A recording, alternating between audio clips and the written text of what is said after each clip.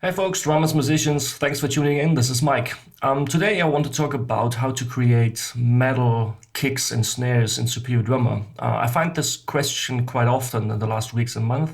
I assume this is because of the recent sale Superior Drummer got. So a lot of new people went into Superior Drummer, asked those questions in forums and Facebook groups. So I thought I made make a little video about this. I want to make this really short, explain you not only how to do this, but trying to explain why, so you can copy that approach to your own needs and just from that starting to learn how to process stuff. If you're a pro mixing engineer or know everything about mixing or already like into the music production of metal, this video probably isn't for you. This is as often in my channel addressed to those who just started out. So first of all, a lot of the default kits, which is the Gretsch here. So the first thing is, this is going to be a two-step approach. So first I'm going to show you how some of the features within Superior Drummer can help you on that way. And the second thing is basic mixing and processing stuff. So it's a mixture of both of them.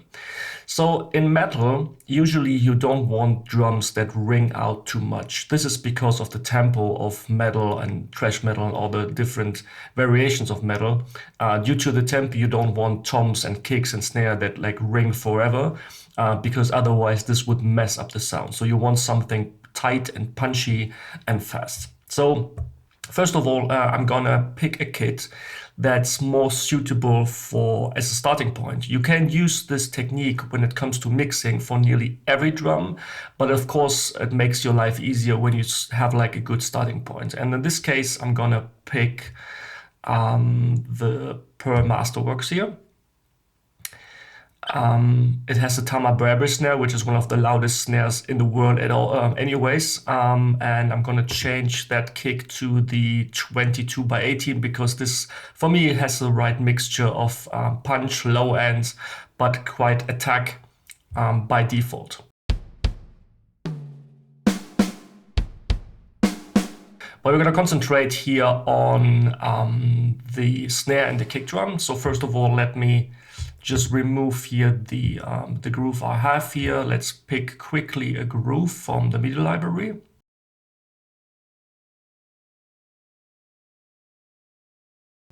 So let's have a listen.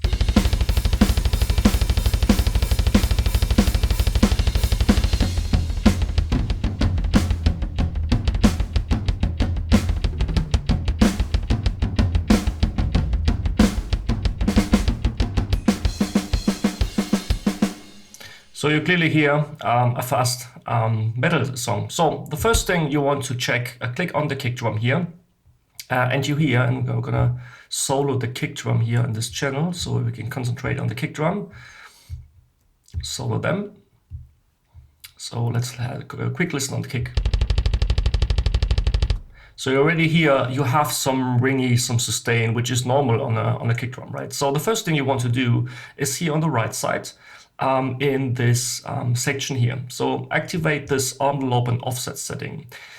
You will find 4 different points, which is usually attack, sustain, decay, and release. And you want to grab this dot here in the bottom, which is the release setting. So when the release by default it's set to off. So it means the drum captures or the sound captures the whole, let's say, release of the tail of the sound. But you can adjust this, just drag it and drag it to the left. So when you now, so you hear the sound, and I can exaggerate that to show that. So you hear the sound dies more fast, right, than when we have the offsetting. I'm assuming you're watching on good headphones. So let's find something that's not too unnatural here. Okay, that's fine enough. So the next thing you can do is here in the tuning, just slightly tune it up. This is of course an artificial tuning. It's not like an actual tuning, but the algorithm that TuneTrack built in this section is very useful. So let's start with some subtle moves. It's 1, click on process, which means when you click on process, now the new tuning sound you will find on every single microphone, even if it's the room mic. So by clicking the process, the whole kick will be tuned in a different way, the way that you set it here, no matter which channel you listen to. So we're getting somewhere, right? So just for the sake of this video and make it more, let's say, fast, I combine all the 3 kicks to a bus, which you find here, bus 1. So now in this bus, you will hear all the 3 different channels. I won't go too deep into the 3 different settings here because the video would take too long then.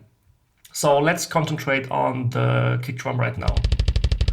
So the first thing you want to do is EQ the kick. So, and it doesn't matter, and I will pick up 2 different EQs, so you see that at the end it doesn't matter.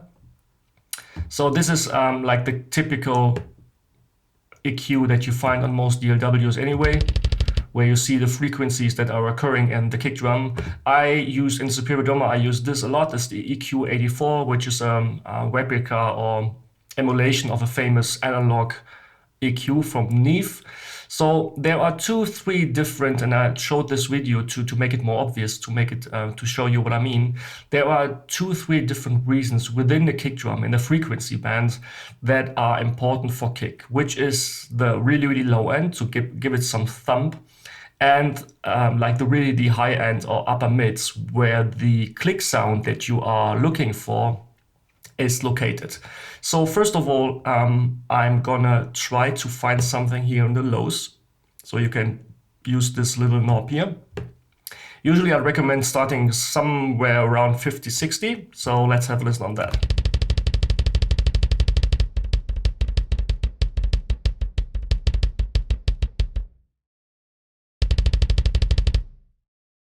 When it comes to metal mixing or hard mixing, don't be too shy on those moves. Just find it out, but usually you can use really like broad strikes here. And the second most important area is something around the 7.2K area. On the old Neve EQ that this plugin is based upon, you cannot like go between those different frequency bands here. You can just pick either one of them, but this is the cool thing in digital, right? You can so in full flexibility. But let's start. Usually a good starting point is 7.2. So now just crank the volume further. So you hear the difference? So as I said, this is now like full mixing tutorial. It's just a starting point, like adding some low end, adding some of the clickiness here. And now we're gonna use secondly this one because I can show you more what I mean. The third thing that you want to do is looking in this area here between 200, 500, 600, because usually this is where some of the boxiness of the drums are occurring. You don't want to kill them anytime in any genre, but for metal, it's quite common to delete quite a lot of the stuff here. So you see, I created a big bell here, which is called kind of a bell. You can adjust this with this Q setting here, so adjusting the bandwidth. So start with the 1, which is coming by default, so you get a good starting point. And just like play the track, and then remove something, and you have the feeling that you find the cool metal kick.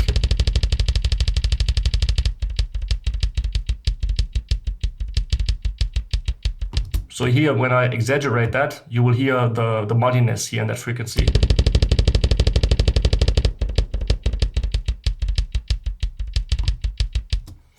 Cool. So the third thing you can do is either use a compressor, and I will show you what I do on the compressor with the snare. But in this time, we use the transient designer. Here that's built in, which reacts kind of like similar to a compressor. So you want to remove a little bit of the sustain even more and even enhance the attack. So let's listen in context.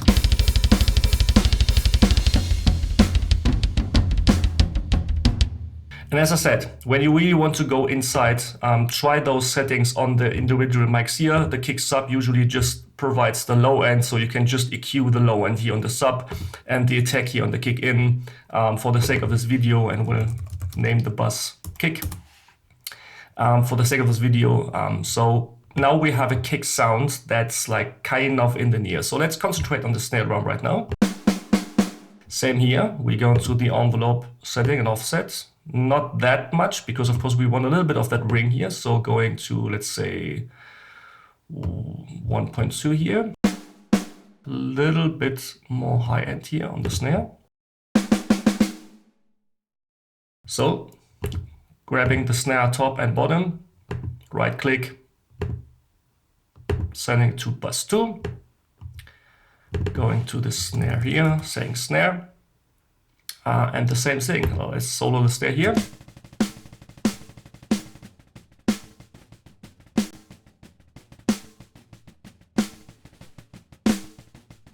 And the snare you really see here in this 200 area. This is like where the body of the snare is sitting.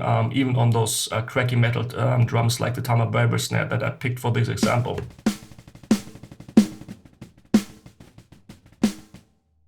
You want to create here a filter so that you leave this low end here really for the kick or for the bass guitar. So you don't need anything of the snare drum here.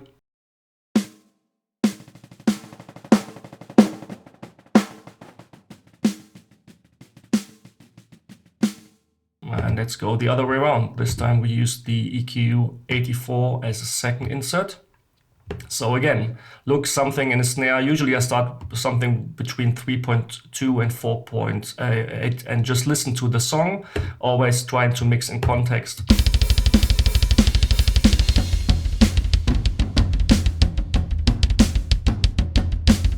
You can even use the high shelf here, which adds some sparkle at the top end.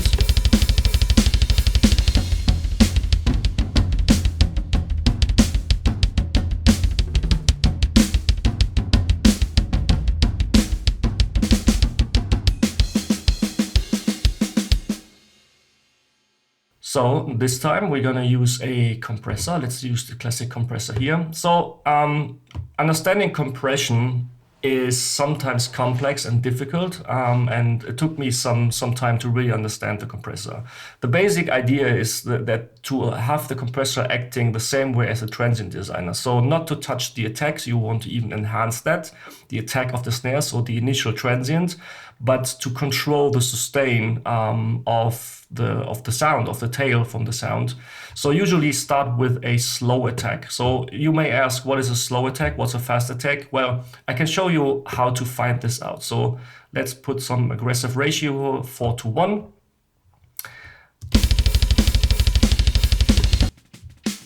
So with the threshold, you determine when the compressor kick in. So you more to bring the threshold down, the more compression you will get. And I recommend to find out what's the appropriate point, like bringing the attack all the way down, which will kill the transient, but you don't want to do this, right? So just start with the fastest attack possible, whatever compressor you need, and then slowly bring it up until you really feel in here that the transient's coming back in.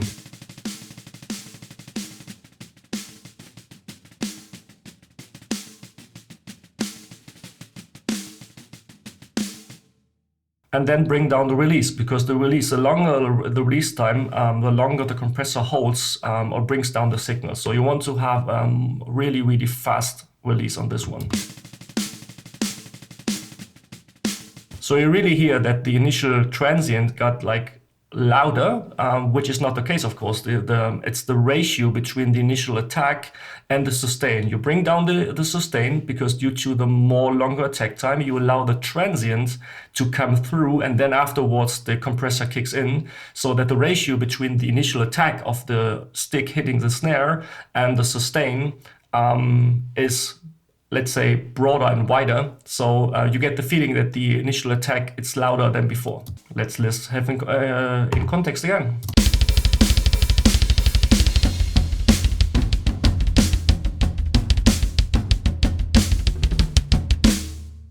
But there's another cool thing in Superior Drummer that I'd highly recommend, especially when you go for like the really heavy stuff, adding some of the preset sounds that Superior Drummer provides you by default. So let's start with the kick. Right click on the kick, go to More, Add to open, or the hit, which is in this case the same. So add a sound to the open articulation of the kick drum, which is this one here. So add to open, and then you, depends of course how many libraries you own, but then scroll through until you find the Superior Drummer preset sounds. A lot of people don't know this. So the kick is already chosen, pre-chosen, because we are in the kick. And just go here down some of the presets here, which is called meat kick or grunts and the sneap kick. So have a listen on that.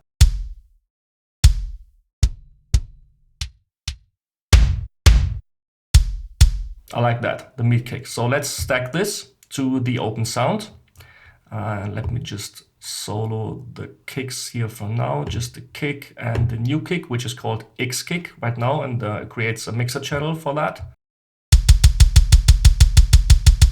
And now you can, because it's of course louder than our, because it's a preset sound, you can adjust the volume here in this fader, highlight the additional kick and just bring it up to taste. Usually what I recommend to find the right balance, go all the way down until it's disabled, and then play in context with the song, and then bring it up until you have the feeling that you have the right balance between those two kicks. So let's have a listen.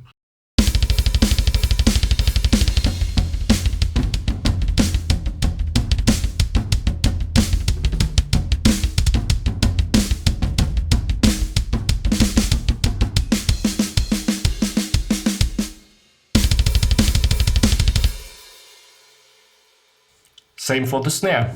Right click, more, add to, in this case, the center articulation. Of course, especially metal, you sometimes or often use rim shots, but in this case, as we just have the center articulation, let's use stack sounds to the center. And the same here, go to the preset sounds. The snare's already pre-chosen here. And you will see some mega snare. I think this will work.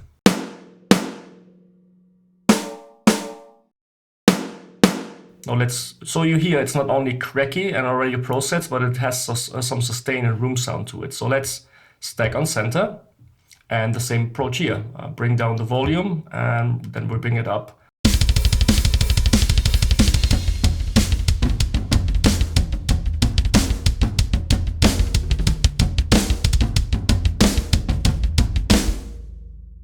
So on the snare, so we're gonna do now, I send the kick to the kick channel to get the same processing, and the snare to the snare.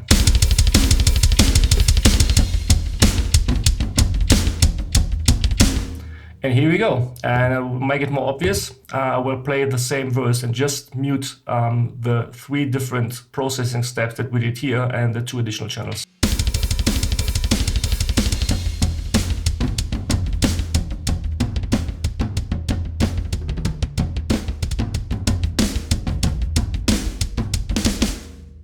So that was it. As I said, you never mix drums just on their own, always in context of your song. So, but you need those punchy, cracky kicks and snares to cut through the big guitar walls, distorted guitars, and the screaming vocals, especially in metal. So this is kind of like a starting point for you. You have, of course, fine-tune, pick different kick drums, snare drums, trying to use different EQ settings. But this is usually like a quick and easy way to at least have a good starting point. As a summary, pick the right kick drum and the right instrument pieces here in Superior Drummer to have a good starting point. Adjust the envelope and offset settings to get rid of some of the sustain that you don't need anyways. Play with the tuning setting, adding some stack sounds from Superior Drummer, and then some basic EQ moves, adding cranking the volume here something between 3 and 7K. It depends on the shell, it depends on the song, it depends on the instrument, of course, that you picked. But this is usually a good starting point. So I hope you find this helpful. If you have a question about this topic, any other topic, just leave a comment below. Consider to subscribe. Thanks for watching, guys, and see you next time. Bye-bye.